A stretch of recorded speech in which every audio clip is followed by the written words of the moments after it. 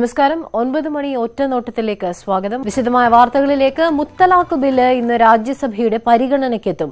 ലോക്സഭ പാസാക്കിയ മുത്തലാഖ് ബിൽ രാജ്യസഭയിൽ പാസാക്കുക എളുപ്പമാകില്ല.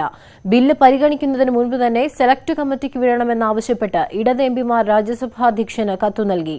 സഭയിൽ സ്വീകരിക്കേണ്ട തന്ത്രങ്ങൾക്ക് രൂപം നൽകാൻ പ്രതിപക്ഷ പാർട്ടികളുടെ യോഗവും രാവിലെ ചേരും.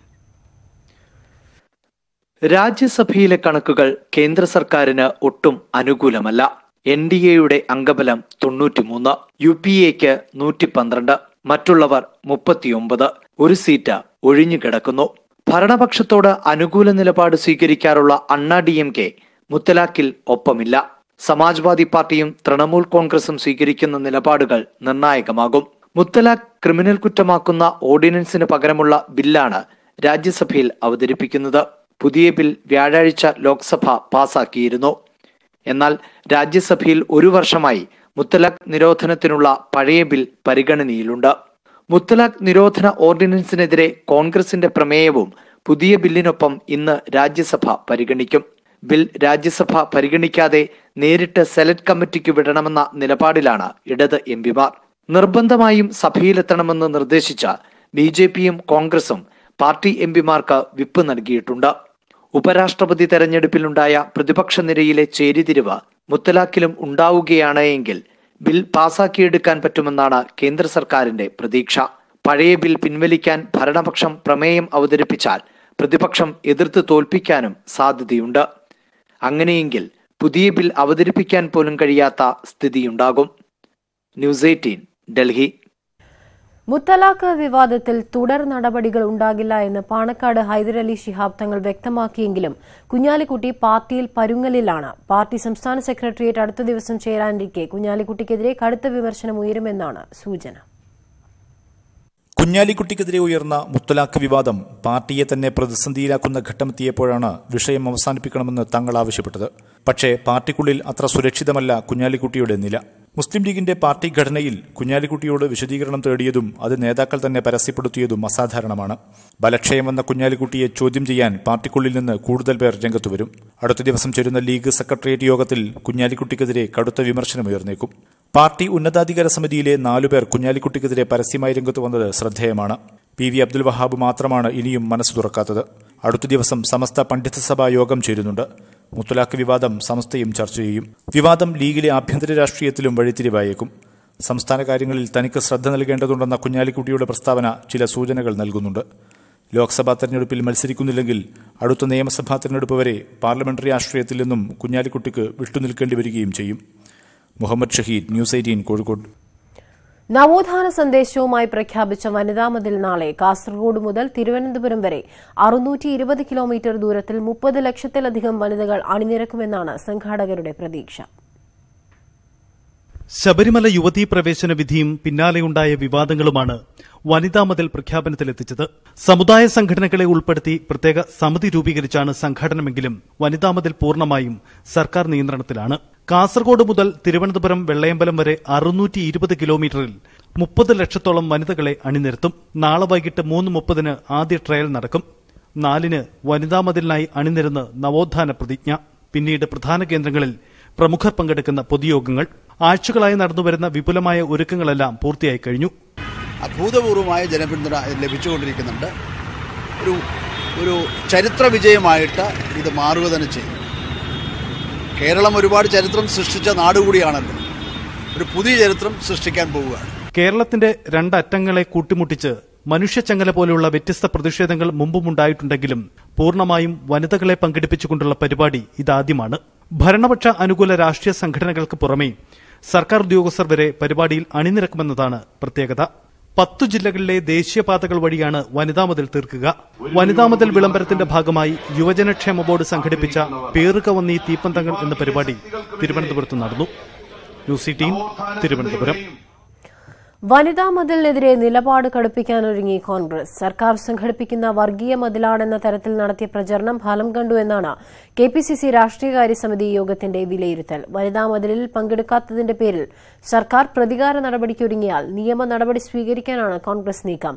KPCC എക്സിക്യൂട്ടീവ് പുനഃസംഘടന സംബന്ധിച്ച തുടർ ചർച്ചകൾക്കായി മുല്ലപ്പള്ളി രാമചന്ദ്രനെയും ഉമ്മൻചാണ്ടിയെയും രമേശ് ചെന്നിത്തലയെയും യോഗം ചുമതലപ്പെടുത്തി. KSRTCയിൽ നിന്ന് പിരിച്ചുവിട്ട എംപാനൽ കണ്ടക്ടർമാരെ പുനർനിയമിക്കുന്ന കാര്യത്തിൽ തീരുമാനം ഇന്നുണ്ടായേക്കും. ഇന്ന് ഗതാഗത മന്ത്രിയുടെ നേതൃത്വത്തിൽ ചേരുന്ന യോഗത്തിൽ ഇക്കാര്യം വിഷയമാകും. ഒഴിവനുസരിച്ച് പിരിച്ചുവിട്ടവർക്ക് കരാർ നിയമനം നൽകാനാണ് ആലോചന. കഴിഞ്ഞ 27-ന് ചേർന്ന യോഗത്തിൽ പിരിച്ചുവിട്ട കണ്ടക്ടർമാരുടെ പുനർനിയമന സാധ്യതകൾ പരിശോധിച്ചിരുന്നു. നിലവിലെ ബസ്സുകളും അതിനാവശ്യമായ തസ്തികകളും കണക്കാക്കിയ ശേഷം ഒഴിവിനനുസരിച്ച് കരാർ അടിസ്ഥാനത്തിൽ പിരിച്ചുവിട്ടവരെ പുനർനിയമിക്കാനാണ് ആലോചന. PSC നിയമനോപദേശം നൽകിയതിൽ 1400ഓളം പേർ മാത്രമേ ജോലിയിൽ പ്രവേശിച്ചിട്ടുള്ളൂ. ഈ സാഹചര്യത്തിൽ സർവീസുകൾ മുടങ്ങാതിരിക്കാൻ 1000ഓളം കണ്ടക്ടർമാരെ കൂടി KSRTC നിയമിക്കേണ്ടിവരുമെന്നാണ് പ്രാഥമിക വിലയിരുത്തൽ. എന്നാൽ PSC നിയമനോപദേശം ലഭിച്ചവർക്ക് ഉത്തരവ് ലഭിച്ചാൽ 45 ദിവസത്തെ സാവകാശം ജോലിയിൽ പ്രവേശിക്കാൻ നൽകണം. ഈ സാഹചര്യത്തിൽ തിടുക്കത്തിൽ എംപാനലുകാരെ തിരിച്ചെടുത്താൽ വീണ്ടും പിരിച്ചുവിടേണ്ടിവരുമോ എന്ന ആശങ്ക നിലനിൽക്കുന്നുണ്ട്. ഗതാഗത മന്ത്രിയെ കൂടാതെ KSRTC MD ടോമൻ ജെ തച്ചങ്കരി, ഗതാഗത സെക്രട്ടറി ജ്യോതിലാൽ, നിയമ ധനവകുപ്പ് സെക്രട്ടറിമാരുടെ പ്രതിനിധികളും യോഗത്തിൽ പങ്കെടുക്കും. ന്യൂസ് 18 തിരുവനന്തപുരം. അട്ടപ്പാടിയിലെ ശിശുമരണങ്ങളുടെ പശ്ചാത്തലത്തിൽ ആരോഗ്യമന്ത്രി KK ശൈലജ ഇന്ന് അട്ടപ്പാടി സന്ദർശിക്കും. രാവിലെ കോട്ടത്തറ ട്രൈബൽ സ്പെഷ്യാലിറ്റി ആശുപത്രിയിലെത്തുന്ന മന്ത്രി ജീവനക്കാരുമായി കൂടിക്കാഴ്ച നടത്തും. ഈ വർഷം 15 നവജാത ശിശുക്കൾ അട്ടപ്പാടിയിൽ മരിച്ച സാഹചര്യത്തിലാണ് സന്ദർശനം. വിവരങ്ങളുമായി പ്രസാദ് ചേരുന്നു. പാലക്കാട് നിന്നും പ്രസാദ്, എപ്പോഴാകും മന്ത്രി എത്തിച്ചേരുക? എത്ര മണിയോടുകൂടി കൂടിക്കാഴ്ചയും മറ്റ് അനുബന്ധ യോഗങ്ങളും നടക്കും? 10 മണിക്കാണ് കോട്ടത്തറ ട്രൈബൽ സ്പെഷ്യാലിറ്റി ആശുപത്രിയിൽ വെച്ച് ആരോഗ്യവകുപ്പ് ജീവനക്കാരുമായി മന്ത്രി കൂടിക്കാഴ്ച നടത്തുന്നത്. അട്ടപ്പാടിയിൽ നടപ്പിലാക്കിയിട്ടുള്ള ആരോഗ്യ പദ്ധതികളുടെ വിലയിരുത്തലാകും യോഗത്തിൽ ഉണ്ടാകുക. കഴിഞ്ഞ ഒരു വർഷത്തെ, അതായത് ഈ വർഷം 15 നവജാത ശിശുക്കളാണ് മരിച്ചിട്ടുള്ളത്. കഴിഞ്ഞ ദിവസം ഡിസംബർ 22-ന് കോട്ടത്തറ ട്രൈബൽ സ്പെഷ്യാലിറ്റി ആശുപത്രിയിൽ പ്രസവ പരിചരണം കിട്ടാത്തതിനെ തുടർന്ന് ഒരു കുഞ്ഞ് മരിച്ചിരുന്നു. ഇത് വലിയ വിവാദമാവുകയും ചെയ്തു. ഈ പശ്ചാത്തലത്തിൽ കൂടിയാണ് ഇപ്പോൾ യോഗം നടത്തുന്നത്. അട്ടപ്പാടിയിൽ നടപ്പിലാക്കിയ നിരവധി കോടികളുടെ പദ്ധതികൾ നടപ്പിലാക്കിയിട്ടും ശിശുമരണങ്ങൾ തുടരുന്ന സാഹചര്യത്തിൽ ഇനി കൂടുതൽ നടപടികൾ എന്തെങ്കിലും ആവശ്യമുണ്ടോ എന്നുള്ള ഉൾപ്പെടെയുള്ള കാര്യങ്ങളായിരിക്കും യോഗത്തിൽ പരിശോധിക്കുക. യോഗത്തിന് ശേഷം മന്ത്രി ഒരുപക്ഷെ ഏതെങ്കിലും ഊര് സന്ദർശിക്കാനും സാധ്യതയുണ്ട്. ശരി പ്രസാദ്. ശബരിമല മകരവിളക്ക് കാലത്തെ 2ാം ദിവസവും തീർത്ഥാടക തിരക്ക് തുടരുന്നു. രാവിലെ 6:30 വരെ 26,000 തീർത്ഥാടകരാണ് സന്നിധാനത്തെത്തിയത്. പുലർച്ചെ 3:15 ആരംഭിച്ച നെയ്യഭിഷേകം ഉച്ചയ്ക്ക് 12 മണിവരെ തുടരും. വിവരങ്ങളുമായി സന്നിധാനത്തു നിന്നും VS അനു ചേരുകയാണ്. അനു, ഭക്തരുടെ ഒരു തിരക്ക് അത് ഏത് രീതിയിലാണ് ഈ സമയത്ത് സന്നിധാനത്ത്? അമീന, പുലർച്ചെ 3-ന് ആരംഭിച്ച ശബരിമല ദർശനം ഇപ്പോഴും തുടരുകയാണ്. നമുക്ക് ദൃശ്യങ്ങളിൽ കാണാൻ കഴിയുന്നത് പോലെ ഇപ്പോൾ 18ാം പടി കയറിയെത്തുന്ന അയ്യപ്പന്മാർ ഇപ്പോൾ ഫ്ലൈ ഓവറുകൾ വഴി ഇപ്പോൾ ശബരിമല ശ്രീകോവിലിന് മുന്നിലേക്ക് എത്തുന്നു. തുടർന്ന് അവർ അയ്യപ്പ ദർശനം നടത്തിയതിനു ശേഷമാണ് മറ്റൊരു വശത്തേക്ക് പോകുന്നത്. ഏതായാലും പുലർച്ചെ 3 മണിക്ക് ആരംഭിച്ച ഭക്തജനങ്ങളുടെ ഒരു വലിയ തിരക്ക് ഇപ്പോഴും ശബരിമല തുടരുന്നു എന്ന് തന്നെയാണ് നമുക്കിപ്പോൾ ഈ ദൃശ്യങ്ങളിൽ നിന്നും മനസ്സിലാക്കാൻ കഴിയുന്നത്. മാത്രമല്ല 3:15 ആരംഭിച്ച നെയ്യഭിഷേകവും ഇപ്പോൾ തുടരുകയാണ്. ഭക്തജനങ്ങൾ ഈ അയ്യപ്പ ദർശനത്തിന് ശേഷം നെയ്യഭിഷേകത്തിനായി വലിയ ക്യൂ ഇവിടെ നമുക്ക് കാണാൻ കഴിയും. ഏതായാലും മണ്ഡലകാലത്തെ ആദ്യ ദിവസങ്ങളിൽ നിന്ന് വ്യത്യസ്തമായി മകരവിളക്ക് കാലത്ത് വലിയൊരു ഭക്തജന തിരക്ക് തന്നെയാണ് ശബരിമലയിൽ നമുക്ക് കാണാൻ കഴിയുന്നത്. അത് സംബന്ധിച്ച ദേവസ്വം ബോർഡിനും വലിയ പ്രതീക്ഷയിലാണ്. ഈ ഒരു ഭക്തജനങ്ങളുടെ ഒരു പ്രവാഹം ഇനിയും ഉണ്ടാകും എന്ന് തന്നെയാണ് അവർ മനസ്സിലാക്കുന്നത്. മാത്രമല്ല ഈ സന്നിധാനത്തടക്കം പോലീസ് സുരക്ഷാ ക്രമീകരണങ്ങളും വളരെ ക്രിയാത്മകമായി മുന്നോട്ട് പോകുന്നുണ്ട്. ഏതായാലും ഈ ഭക്തജനങ്ങളുടെ ഈ ഒരു വരവ് വരും ദിവസങ്ങളിലും ഉണ്ടാകും എന്ന പ്രതീക്ഷയിലാണ് ദേവസ്വം ബോർഡും മറ്റ് സർക്കാർ അധികൃതരും ഉള്ളത്. അമീന, ശരിയാണ്. ശിവഗിരി തീർത്ഥാടനത്തിന്റെ 2ാം ദിവസമായ ഇന്ന് വിവിധ സമ്മേളനങ്ങളിൽ പ്രമുഖർ സംബന്ധിക്കും. കേരള പുനർനിർമ്മാണവും ഗുരുദേവ ദർശനവും എന്ന വിഷയത്തിൽ നടക്കുന്ന ചർച്ച മുഖ്യമന്ത്രി പിണറായി വിജയൻ ഉദ്ഘാടനം ചെയ്യും. രാവിലെ ചേരുന്ന നവതി സമ്മേളനം കർണാടക ഗവർണർ വജുഭായ് വാല ഉദ്ഘാടനം ചെയ്യും. മഹാരാഷ്ട്ര മുഖ്യമന്ത്രി ദേവേന്ദ്ര ഫഡ്നാവിസ് അടക്കമുള്ള പ്രമുഖർ ചടങ്ങിൽ സംബന്ധിക്കും. പുതുവത്സരാഘോഷം അതിരുകടന്നാൽ നടപടിയെന്ന് പോലീസ്. മദ്യപിച്ച് വാഹനം ഓടിക്കുന്നവർക്കെതിരെ കർശന നടപടിയെടുക്കാനാണ് നിർദ്ദേശം. തിരുവനന്തപുരത്ത് കോവളം ബീച്ച് ഉൾപ്പെടെയുള്ള ഇടങ്ങളിൽ കൂടുതൽ CCTV ക്യാമറകൾ സ്ഥാപിച്ചു. സമാധാനപരമായി ന്യൂ ഇയർ ആഘോഷങ്ങൾ നടത്താൻ എല്ലാ സഹായവും ചെയ്യുമെന്നാണ് പോലീസ് മേധാവി അറിയിച്ചിരിക്കുന്നത്. സ്ത്രീകൾക്കും കുട്ടികൾക്കും മുതിർന്ന പൌരന്മാർക്കും പോലീസ് പ്രത്യേകം സുരക്ഷ നൽകും. രാത്രി നിരത്തുകളിൽ കൂടുതൽ പോലീസിനെ വിന്യസിക്കാൻ നിർദ്ദേശം നൽകിയിട്ടുണ്ട്. രാത്രി 12 മണിയോടെ ആളുകൾ ബീച്ചുകൾ ഉൾപ്പെടെ ആഘോഷവേദികൾ വിട്ടുപോകണം. എന്നാൽ മടക്കയാത്രയിൽ വാഹനങ്ങൾക്ക് അമിത വേഗത പാടില്ല.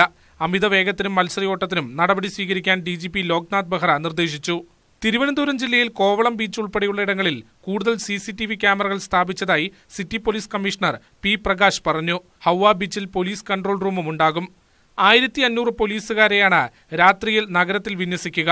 ക്രമസമാധാന പ്രശ്നമുണ്ടായാൽ പോലീസിനെ അറിയിക്കണമെന്ന് ഹോട്ടലുകൾക്കും നിർദ്ദേശം നൽകിയിട്ടുണ്ട്. ശംഖുമുഖം, പൂവാർ, വർക്കല ബീച്ചുകളിലും ആഘോഷ പരിപാടികൾ നടക്കും. പ്രധാന ഹോട്ടലുകളിൽ ബൊഫെ ഉൾപ്പെടുന്ന ആഘോഷ പരിപാടികളാണ് ഒരുക്കുന്നത്. ന്യൂസ് 18 തിരുവനന്തപുരം. ബംഗ്ലാദേശിൽ പ്രധാനമന്ത്രി ഷെയ്ഖ് ഹസീന വീണ്ടും അധികാരത്തിലേക്ക്. തിരഞ്ഞെടുപ്പ് ഫലങ്ങളിൽ ഹസീനയുടെ അവാമി ലീഗ് പാർട്ടി കേവല ഭൂരിപക്ഷം കടന്നു. എന്നാൽ തിരഞ്ഞെടുപ്പിൽ ക്രമക്കേട് നടന്നു എന്നാണ് പ്രതിപക്ഷത്തിന്റെ വാദം. ബംഗ്ലാദേശിനെ ഷെയ്ഖ് ഹസീന തന്നെ നയിക്കുമെന്നാണ് ലഭ്യമായ തെരഞ്ഞെടുപ്പ് ഫലങ്ങൾ നൽകുന്ന സൂചന. മുഖ്യ രാഷ്ട്രീയ എതിരാളിയും മുൻ പ്രധാനമന്ത്രിയുമായ ഗാലിയ സിയുടെ നേതൃത്വത്തിലുള്ള ബംഗ്ലാദേശ് നാഷണൽ പാർട്ടിക്ക് കാര്യമായ നേട്ടമുണ്ടാക്കാനായില്ല. ബലം പുറത്തുവന്നിടങ്ങളിലെല്ലാം അവാമി ലീഗിനാണ് മേൽക്കൈ. ഗോപാൽഗഞ്ച് മണ്ഡലത്തിൽ മത്സരിച്ച പ്രധാനമന്ത്രി ഷെയ്ഖ് ഹസീന 2.5 ലക്ഷം വോട്ടിന്റെ മൃഗീയ ഭൂരിപക്ഷത്തിൽ ജയിച്ചു. എന്നാൽ തെരഞ്ഞെടുപ്പ് ഫലം അംഗീകരിക്കില്ലെന്ന നിലപാടുമായി പ്രതിപക്ഷം രംഗത്തെത്തി. വ്യാപകമായ വോട്ട് തിരിമറി നടന്നതായും വീണ്ടും തെരഞ്ഞെടുപ്പ് നടത്തണമെന്നും പ്രതിപക്ഷം ആവശ്യപ്പെട്ടു. അതേസമയം തെരഞ്ഞെടുപ്പിനിടെ വ്യാപക സംഘർഷങ്ങളും കുറ്റകൃത്യങ്ങളും റിപ്പോർട്ട് ചെയ്തു. ഒരു സുരക്ഷാ ഭടനടക്കം 17 പേർ മരിച്ചു. നിരവധി പേർക്ക് പരിക്കേറ്റിട്ടുണ്ട്. സംഘർഷങ്ങളുടെ പശ്ചാത്തലത്തിൽ ബംഗ്ലാദേശിലുടനീളം സുരക്ഷ വർദ്ധിപ്പിച്ചു. International desk news 18. കണ്ണൂർ കൊട്ടിയൂരിൽ മാവോയിസ്റ്റുകൾ പ്രകടനം നടത്തിയതിനെ തുടർന്ന് വനമേഖലയിൽ പോലീസ് തെരച്ചിൽ ഊർജിതമാക്കി. സമീപ ജില്ലകളിൽ നിന്ന് കൂടുതൽ സേനയെ ഇതിനായി വിന്യസിച്ചു. തെരച്ചിൽ ആസൂത്രണം ചെയ്യുന്നതിന് 3 ജില്ലാ പോലീസ് മേധാവികൾ കണ്ണൂരിൽ ചർച്ച നടത്തി. കണ്ണൂർ ജില്ലയിലെ കൊട്ടിയൂർ വനമേഖലയിൽ പോലീസ്, നക്സൽ വിരുദ്ധ സേന, തണ്ടർബോൾട്ട് എന്നിവർ സംയുക്തമായാണ് തിരച്ചിൽ നടത്തുന്നത്. പാലക്കാട് ജില്ലാ പോലീസ് മേധാവി ദേബേഷ് കുമാർ ബെഹ്റ, വയനാട് ജില്ലാ പോലീസ് മേധാവി R. കറുപ്പുസ്വാമി, കണ്ണൂർ ജില്ലാ പോലീസ് മേധാവി G. ശിവവിക്രം എന്നിവർക്കാണ് തിരച്ചിലിന്റെയും അന്വേഷണത്തിന്റെയും ചുമതല. കേളകം പോലീസ് സ്റ്റേഷനിലെത്തി പോലീസ് മേധാവികൾ ഉദ്യോഗസ്ഥരുമായി ചർച്ച നടത്തി. കണ്ണൂർ റേഞ്ച് IG ബൽറാം കുമാർ ഉപാധ്യായ സ്ഥിതിഗതികൾ വിലയിരുത്തുന്നുണ്ട്. 5 ജില്ലയിൽ മാവോയിസ്റ്റ് വിരുദ്ധ നിരീക്ഷണം ശക്തമാക്കിയിട്ടുണ്ട്. കണ്ണൂർ അമ്പായത്തോടെത്തിയ മാവോയിസ്റ്റ് സംഘത്തിൽ കൂടുതൽ ആളുകളുള്ളതായി പോലീസിന് സംശയമുണ്ട്. നാട്ടുകാരിൽ നിന്നും ആദിവാസി വിഭാഗങ്ങളിൽ നിന്നും ഇത് സംബന്ധിച്ച വിവരങ്ങൾ പോലീസ് ശേഖരിച്ചു. എല്ലാവർക്കും തെരഞ്ഞെടുപ്പ് പോസ്റ്റ് അവിടെ പോസ്റ്റ് എടുത്തു ഒരു 5 മിനിറ്റ് നേരം. അത് ശരിക്കും പറഞ്ഞാൽ 6:41 അവർ വന്നു. ഈ CCTV ടൈമുണ്ട്. 6:46 അവർ പോയി. 3 ആൾ കയറി വരുന്നത്. അപ്പോൾ തോക്കെല്ലാം പിടിച്ച് ഞാൻ പെട്ടെന്ന് വിചാരിച്ച് യൂണിഫോം വേണ്ട ഉദ്യോഗസ്ഥൻ. എന്നാലാണ് ലഘുലേഖ തരുന്നത്. ലഘുലേഖ തരുന്നതോടുകൂടി അവർ മുദ്രാവാക്യം വിളിക്കാൻ തുടങ്ങി. വെള്ളിയാഴ്ച വൈകുന്നേരം 6:40 CP മൊയ്തീൻ, രാമു, കവിത എന്നിവർ ഉൾപ്പെട്ട മാവോയിസ്റ്റ് സംഘം അമ്പായത്തോട് തോക്കുമായി പ്രകടനം നടത്തിയത്. ഈ കവലയിലേക്ക് ഇറങ്ങാൻ ഏറ്റവും തിരക്കുള്ള സമയമാണ് മാവോയിസ്റ്റുകൾ തിരഞ്ഞെടുത്തത്. പൊതുകേന്ദ്രങ്ങളിൽ ആശയപ്രചരണം നടത്തുക എന്ന പദ്ധതിയുടെ ഭാഗമായാണ് ഈ നീക്കമെന്ന് പോലീസ് കരുതുന്നു. കണ്ണൂരിലെ കൊട്ടിയൂരിൽ നിന്നും മനു ഭരത്, ന്യൂസ് 18. കേരള അഡ്മിനിസ്ട്രേറ്റീവ് സർവീസിൽ പട്ടികജാതി വിഭാഗക്കാർക്ക് സംവരണം ഏർപ്പെടുത്തണമെന്നാവശ്യപ്പെട്ട് KPCC വർക്കിംഗ് പ്രസിഡന്റ് കൊടിക്കുന്നിൽ സുരേഷിന്റെ ഏകദിന സത്യാഗ്രഹം ഇന്ന് സെക്രട്ടേറിയറ്റിന് മുന്നിൽ നടത്തുന്ന സമരം മുല്ലപ്പള്ളി രാമചന്ദ്രൻ ഉദ്ഘാടനം ചെയ്യും. നിയമ സെക്രട്ടറി എതിർത്തിട്ടും സംവരണം അട്ടിമറിക്കാൻ സർക്കാർ ശ്രമിക്കുകയാണ് എന്നാണ് കൊടിക്കുന്നിൽ സുരേഷിന്റെ വാദം. മുട്ടത്തറ ബൈപ്പാസ് നിർമ്മാണം നാട്ടുകാരുടെ പ്രതിഷേധത്തെ തുടർന്ന് നിർത്തിവെച്ചു. മുട്ടത്തറയിൽ നിന്ന് മണക്കാട് ഭാഗത്തേക്ക് പോകുന്ന വഴി ബൈപ്പാസ് നിർമ്മാണത്തിന്റെ ഭാഗമായി കെട്ടിയടയ്ക്കുന്നതാണ് പ്രതിഷേധത്തിന് വഴിവെച്ചത്. ബൈപ്പാസ് നിർമ്മാണം വൈകുന്നതിനാൽ റോഡ് അപകടങ്ങൾ പതിവാണെന്ന് നാട്ടുകാർ പറയുന്നു. ബൈപ്പാസ് നിർമ്മാണത്തിന്റെ ഭാഗമായി മുട്ടത്തറയിൽ റോഡിന് ഒരു വശം കെട്ടിയടയ്ക്കുന്നതാണ് പ്രതിഷേധത്തിന് കാരണം. റോഡ് അടയ്ക്കുന്നതോടെ മുട്ടത്തറ ജംഗ്ഷനിൽ നിന്ന് മണക്കാട് ഭാഗത്തേക്ക് പോകാനാവില്ലെന്നാണ് പ്രദേശവാസികളുടെ പരാതി. റോഡ് തുറന്നു കിട്ടുന്നതിന് നാട്ടുകാരുടെ നേതൃത്വത്തിൽ കർമ്മസമിതി രൂപീകരിച്ച് പ്രതിഷേധം ആരംഭിച്ചു. ഇതോടെ ബൈപ്പാസ് നിർമ്മാണം താൽക്കാലികമായി നിർത്തി. നേരത്തെ ബസ് റൂട്ട് ഉണ്ടായിരുന്ന പാത തന്നെയാണ് ഞങ്ങൾ ഇപ്പോഴും ആവശ്യപ്പെടുന്നത്. ഒരു ആംബുലൻസ് പോകുന്ന ഒരു വഴിയെങ്കിലും ഞങ്ങൾക്ക് ഇവിടെ കിട്ടണം.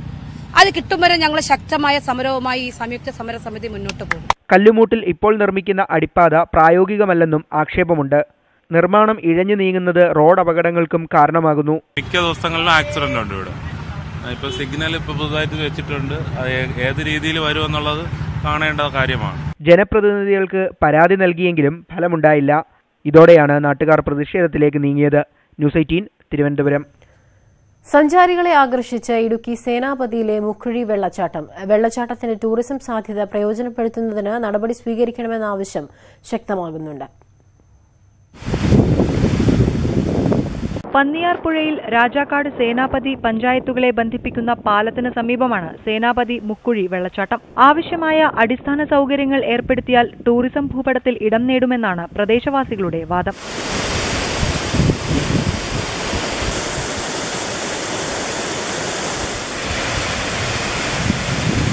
ജില്ലയിലെ രാജാക്കാട് എന്ന് പറഞ്ഞ സ്ഥലത്ത് ഏറ്റവും അതിമനോഹരമായൊരു സ്ഥലമാണ് ഈ കുത്തും പ്രദേശങ്ങളും. ഇവിടെ ഇഷ്ടംപോലെ ആളുകൾ വരാനായിട്ട് ആഗ്രഹിക്കുന്നുണ്ട്. പക്ഷേ സ്ഥലത്തിൻ്റെ അടിസ്ഥാന സൗകര്യ വികസനത്തിനും ഒരു കുറവുണ്ട്. അതിൽ ആളുകൾ എത്തിപ്പെടുന്നില്ല. എപ്പോഴും വെള്ളത്തിൻ്റെ അവൈലബിലിറ്റി ഒക്കെ ഉള്ളൊരു സ്ഥലമാണ്. കുറച്ചും കൂടി അടിസ്ഥാന വികസനം ഉയർത്തുകയാണെങ്കിൽ ഇഷ്ടംപോലെ ആളുകൾ ഇവിടെ വരികയും അതിലേക്ക് നമുക്ക് ഈ പ്രദേശത്തിൻ്റെ ഒരു ഉയർച്ചയ്ക്ക് അത് വളരെ സഹായകരമാകുന്നതാണ്. പ്രധാന റോഡിനോട് ചേർന്ന് സ്ഥിതി ചെയ്യുന്നതിനാലും ആവശ്യത്തിന് പാർക്കിംഗ് സൗകര്യങ്ങൾ ഉള്ളതിനാലും സഞ്ചാരികൾക്ക് എത്തിച്ചേരാൻ എളുപ്പമാണ്. അടിസ്ഥാന വികസനത്തിനൊപ്പം ചെക്ക് ഡാമിൽ ബോട്ടിംഗ് സൗകര്യവും ഏർപ്പെടുത്തിയാൽ ഹൈറേഞ്ചിന്റെ പ്രധാന വിനോദസഞ്ചാര കേന്ദ്രങ്ങളിലൊന്നായി ഇവിടം മാറുമെന്നാണ് പ്രതീക്ഷ.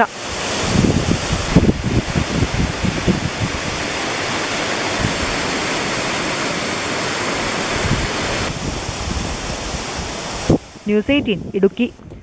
തൃശൂർ നാട്ടികയിൽ 250 കോടി രൂപ ചെലവിൽ ലുലു ഗ്രൂപ്പ് നിർമ്മിച്ച വൈമാളിന്റെ പ്രവർത്തനം തുടങ്ങി.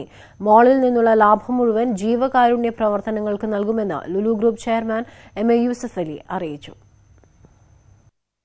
തൃപ്രയാർ സെന്ററിൽ 4.5 ഏക്കർ സ്ഥലത്ത് 2.5 ലക്ഷം സ്ക്വയർ ഫീറ്റ് വിസ്തൃതിയോടുകൂടിയ വൈമാൾ 250 കോടി രൂപ ചെലവിലാണ് നിർമ്മാണം പൂർത്തിയാക്കിയത്. മാളിൽ നിന്നുള്ള ലാഭം വൈ ഫൗണ്ടേഷന്റെ കീഴിൽ ജീവകാരുണ്യ പ്രവർത്തനങ്ങൾക്ക് വിനിയോഗിക്കുമെന്ന് ലുലു ഗ്രൂപ്പ് അറിയിച്ചു.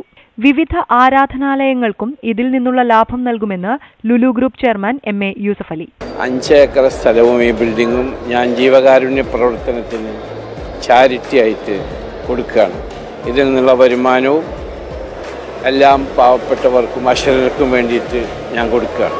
മുഖ്യ ആകർഷണമായ ലുലു എക്സ്പ്രസ് ഫ്രഷ് മാർക്കറ്റിൽ ഭക്ഷണ സാമഗ്രികൾ, പലചരക്ക്, ready to eat food, mobile, electronics തുടങ്ങിയ സേവനങ്ങൾ ലഭ്യമാണ്. വിവിധ വിഭാഗങ്ങളിലായി അന്താരാഷ്ട്ര ബ്രാൻഡുകളടക്കം 40-ലേറെ ബ്രാൻഡുകളും പ്രവർത്തനം ആരംഭിച്ചു. പ്രാർത്ഥനാമുറി, ഫീഡിംഗ് റൂം തുടങ്ങിയവയും മാളിൽ ഒരുക്കിയിട്ടുണ്ട്. ബേസ്മെന്റ് പാർക്കിംഗിനു പുറമെ 800ഓളം വാഹനങ്ങൾ പാർക്ക് ചെയ്യാൻ കഴിയുന്ന ഓപ്പൺ പാർക്കിംഗ് ഏരിയയും വൈമാളിന്റെ ഭാഗമാണ്. ന്യൂസ് 18 തൃശൂർ.